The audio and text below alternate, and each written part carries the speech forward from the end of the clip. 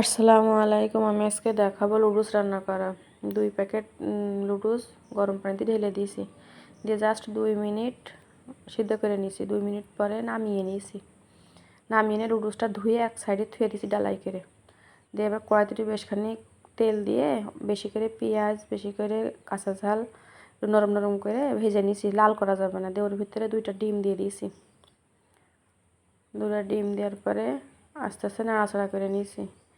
নিয়ে এবার লুডুসের মশলাটা দিয়ে দিয়েছি, সাথে লবণ দিয়েছি।